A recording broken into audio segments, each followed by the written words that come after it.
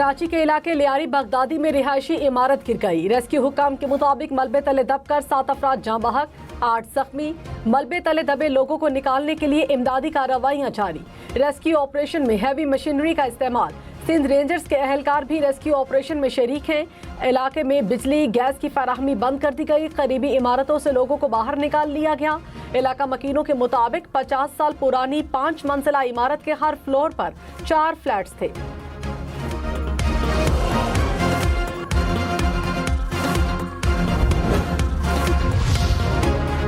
इमारत गिरने की इत्तला सुबह 10:53 पर मौसूल हुई। इत्तला मिलते ही रेस्क्यू टीम जाए वक़ुआ पर पहुंची।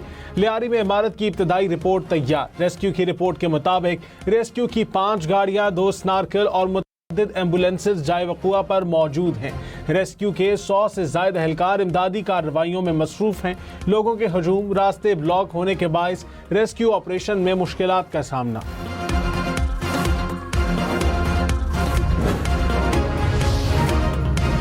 DG Sindh building control authority Ishaq Khoro ने कहा, इमारत बहुत पुरानी थी, अथॉरिटी के कानून से पहले की बनी हुई थी। रिपोर्ट में पता चलेगा कि कराची की खतरनाक इमारतों में ये इमारत शामिल थी या नहीं। अथॉरिटी खतरनाक इमारतों का इश्तिहार देती है और इंतजामिया को उन्हें खाली कराने का कहती है। लोगों को बार बार नोटिस देते हैं लेकिन वो निकलने के लिए तैयार नहीं होते।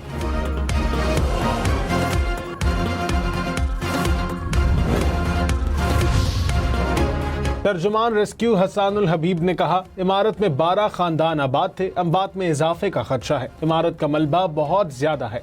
ऑपरेशन मुकम्मल होने में 24 घंटे लग सकते हैं। बारिशों के बायस मखदूश इमारतें हादसात का शिकार होती हैं। गिरने वाली मखदूश इमारत को खाली करने का नोटिस दिया गया था। डीसी साउथ जावेद नबी खोसो का दावा, कहा खस्ताहाल इमारतों को खाली कराकर सील भी किया गया। रेस्क्यू ऑपरेशन जल्द अज जल्द मुकम्मल करने की कोशिश करेंगे। गुंजानाबाद इलाके के बायस ऑपरेशन में मुश्किलात का सामना है। वज़ीर बल्दियात सिंध ने इमारत गिरने के वाक़े पर तहकीकाती कमेटी बना दी। कमेटी 3 रोज़ में रिपोर्ट पेश करेगी। सिंध बिल्डिंग कंट्रोल अथॉरिटी के मुताल्लिक़ अफसरान को मुअत्तल करने का हुक्म। सईद गनी ने कहा, रेस्क्यू ऑपरेशन जल्द अज जल्द मुकम्मल किया जाए।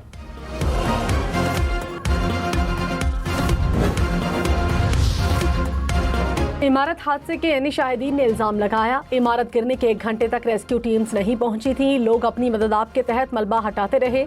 एसएसपी सिटी ने कहा, हादसे की इत्तला मिलते ही पुलिस मुतहर्रिक हो गई। तंग गलियों के बायस हैवी मशीनरी का फौरी पहुंचना मुमकिन नहीं था।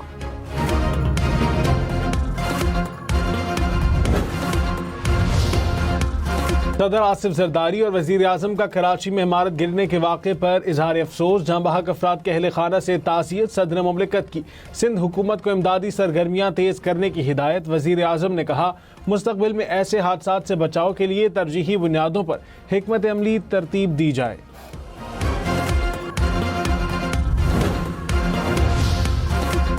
वज़ीर आला सिंध सैयद मुराद अली शाह का लियारी में इमारत गिरने के वाक़े पर इजहार तशवीश। सिंध बिल्डिंग कंट्रोल अथॉरिटी से बोसीदा इमारतों की तफसीलात तलब कर ली।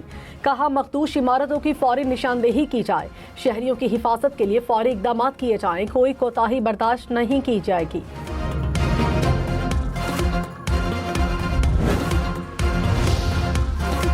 गवर्नर सिंध कामरान टेसोरी का इमारत गिरने पर अफसोस का इजहार। रेस्क्यू इदारों को फौरी और मौसर इमदादी कार्रवाइयों की हिदायत। कहा, किसी भी किस्म की गफलत या लापरवाही नाकाबिले बर्दाश्त होगी।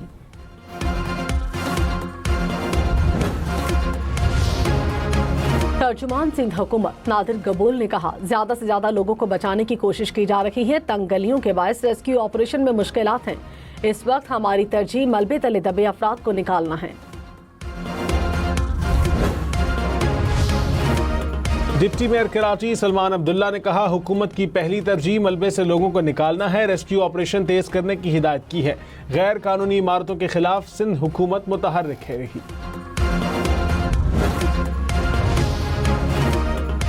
चेयरमैनाबाद हसन बख्शी ने कहा, कराची में हजारों की तादाद में गैर कानूनी इमारतें बन रही हैं। गैर कानूनी इमारत की तामीर में किसी इंजीनियर या आर्किटेक्ट की मुशावरत शामिल नहीं होती। गैर कानूनी तामीरात में मुख्तलिफ माफियाज मुलव्वस हैं। मसले का फौरी संजीदा हल निकालना बेहद जरूरी है। अफगानिस्तान से दरअंदाजी की कोशिश नाकाम, भारतीय स्पॉन्सर्ड 30 खारजी हलाक। ISPR के मुताबिक शिमाली वजीरिस्तान के इलाके हसन खेल में अफगानिस्तान से दरअंदाजी की कोशिश नाकाम बना दी गई। सिक्योरिटी फोर्सेज ने भारतीय प्रॉक्सी फितनाल खवारिज के बड़े गिरोह की नकलो हरकत का बर वक्त पता लगाया। हलाक खारजियों से असलहा और गोला बारूद बरामद। अफगान अबूरी हुकूमत अपनी सरजमीन पाकिस्तान के खिलाफ इस्तेमाल होने से रोके। सिक्योरिटी फोर्सेज दहशतगर्दी के मुकम्मल खात्मे के लिए पुरअज़्म।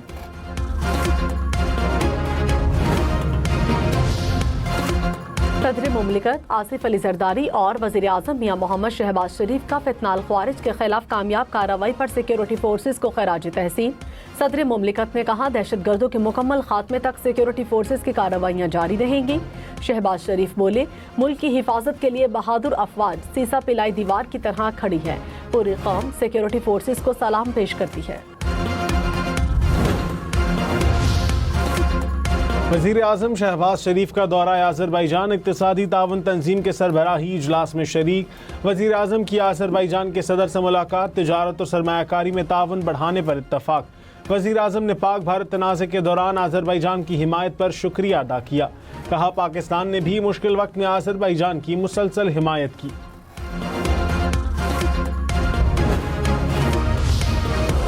अमेरिकी सदर डोनाल्ड ट्रंप ने एक बार फिर पाक भारत जंगबंदी का क्रेडिट ले लिया। कहा, पाकिस्तान और भारत के दरमियान जंग रुकवाई, दोनों ममालिक के पास एटमी हथियार हैं। हमने 5 ममालिक के दरमियान जंगें रुकवाई।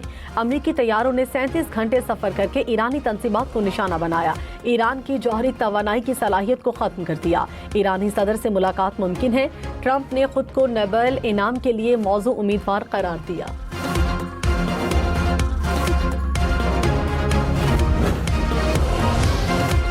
लाहौर में शेर का हमला, 2 बच्चे और एक खातून जख्मी। वाकया जौहर टाउन में पेश आया। पुलिस ने शेर के मालिक को गिरफ्तार कर लिया। मुकदमा दर्ज FIR के मुताबिक शेर डेरे की दीवार फलांग कर गली में निकल आया। गली में मौजूद बच्चों और खातून पर हमला कर दिया। मुलजिमान ने शहरियों को बचाने के लिए हिफाजती इकदाम भी न किए। महकमा वाइल्ड लाइफ ने शेर को भी तहवील में ले लिया।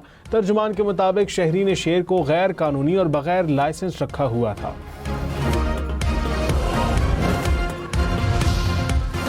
खबरदार, शेर, चीता या दीगर खतरनाक जंगली जानवरों को बगैर लाइसेंस रखना गैर कानूनी है। जंगली हयात एक्ट और सूबाई कवानीन के तहत जंगली जानवरों को घर में रखना भी ममनू है। अगर किसी को इस्तिस्ना हासिल है तो महकमा जंगली हयात से बाकायदा लाइसेंस